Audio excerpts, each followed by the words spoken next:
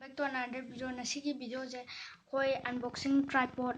tripod length 3x tripod unbox tawdune ado horsi nasi video je like comment share tawbiramo subscribe to tak nambiramo ado horsi nasi unboxing je hanba ai numit tarukni sure si tripod se leibaje ado nasi unbox tawbai sawade matam khara yengbaine do horse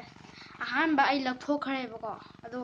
ahanba cover yaure je box tu di ka dum lei jare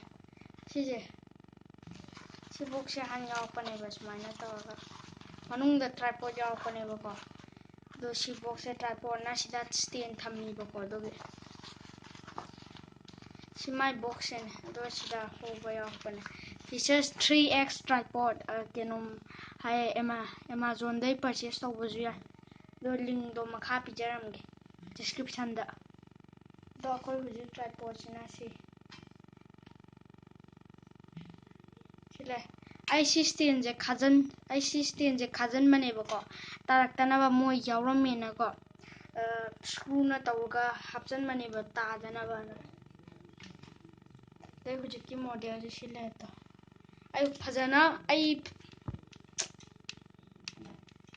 ai fajana mu ulake ba mai mathaki stand je ai laidri bako lockdown lo laike tawbane bako aduge ai huji si hapjan mane ba yana ba sida phone sida thammani dai tripod ti sile to ai fajana mu ulake fresh tripod ni purchase Amazon da purchase tawbiya ado ai link do makha pijaramge do lightning agadi best tripod aita do sida stand khilla mu uhalake bako